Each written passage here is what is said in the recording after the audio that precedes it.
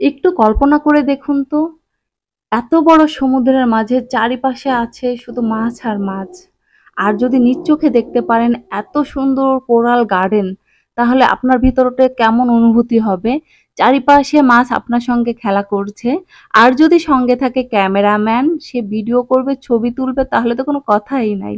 আসসালামু আলাইকুম, আপনারা সবাই কেমন আছেন? গত পর্বে দেখিয়েছিলাম যে আমরা নার্নিয়া হোটেলে উঠেছি আর রুমটা দেখিয়েছিলাম, আর আজকে দেখাচ্ছি রিসিপশন এবং বাইরের ভিউটা। এখানে বিভিন্ন ধরনের গাছ দিয়ে সুন্দর ডেকোরেশন করা রয়েছে। আর আমরা নাস্তার জন্য ওয়েট করছিলাম যে আমরা নাস্তা খাবো, তারপরে বের হব। এখানে আমাদের নাস্তায় দিয়েছিল হচ্ছে তরমুজ, সসিস, জেল, পাউরুটি আর হচ্ছে ডিম।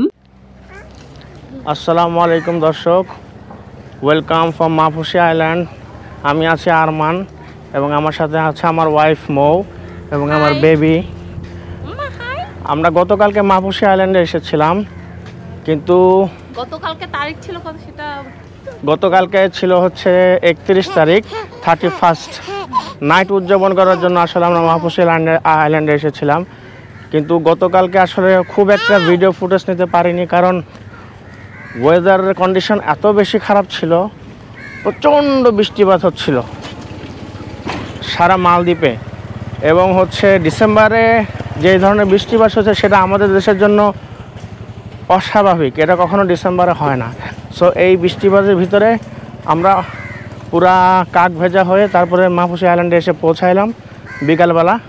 সো রাত্রে কিছুটা ঘোরাঘুরি করেছি এবং আজকে এক্সকারশনে যাওয়ার জন্য একটা বুকিং দিয়েছি।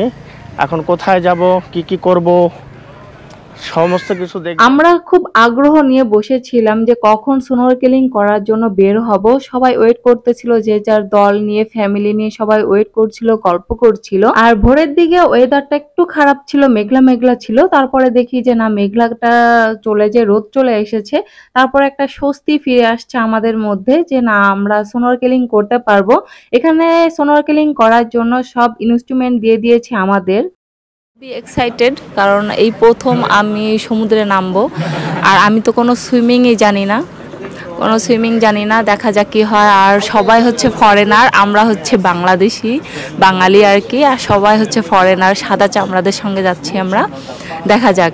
আর সব কিছুই তো নেওয়া হয়েছে। আর কালকে ওয়েদারটা এত খারাপ ছিল যে ভাবছিলাম যে আজকে হয়তো আমরা ওয়াটার অ্যাক্টিভিটিসগুলো করতে পারবো না, কিন্তু আলহামদুলিল্লাহ আজকে ওয়েদারটা একটু ভালো। আর আমরা যে দেখি যে আমাদের ওয়াটার অ্যাক্টিভিটিসগুলো কেমন হয়, আর আমার বাচ্চাটা না জ্বালালেই হয়। অনেকে বলছিল যে এতটুকু বাচ্চা নিয়ে পারা যাবে না, কিন্তু দেখি যে না, এখানে অ্যালাউ করেছে, তাই আমরা এই অ্যাক্টিভিটিসটা করছি। হ্যাঁ, নাও। এইখানে না একটা মজার ঘটনা ঘটছিল। ইরামনিককে বালিতে দাঁড় করালে ইরামনি কান্না করছিল, হয়তো ওর কাছে এটা ভালো লাগছিল না।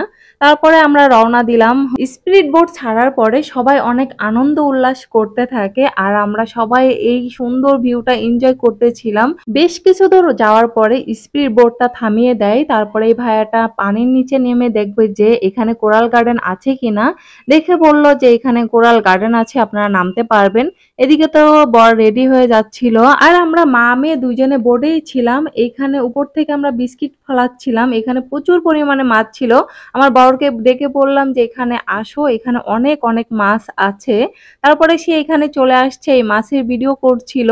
এখানে দেখতে পারছেন প্রচুর পরিমাণে মাছ আসতেছে। এত সুন্দর নীল পানির মধ্যে এত এত মাছ নিজ চোখে দেখা আসলেই ভাগ্যের ব্যাপার।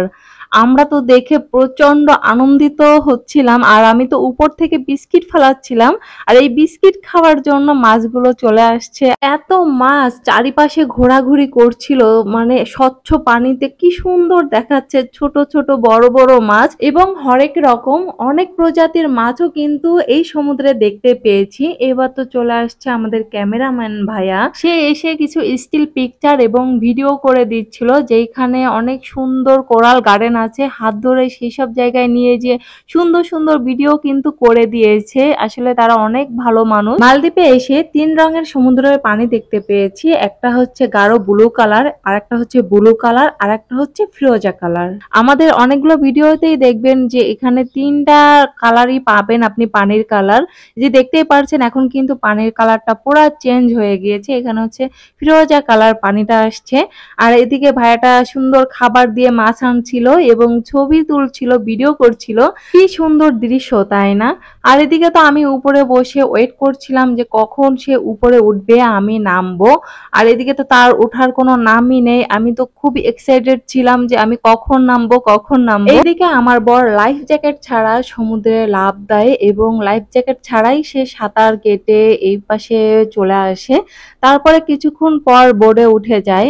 এখন আমরা ডলফিন দেখার উদ্দেশ্যে যাচ্ছি। যদি ভাগ্য ভালো হয় তাহলে আমরা ডলফিনের দেখা পাবো, আর যদি ভাগ্যটা খারাপ থাকে তাহলে ডলফিনের দেখা পাবো না। আর আমি সমুদ্রে নেমে কতটা মজা করেছি, কি কি করেছি সবকিছু দেখাবো নেক্সট ভিডিওতে। আপনারা সবাই ভালো থাকবেন। আল্লাহ হাফেজ।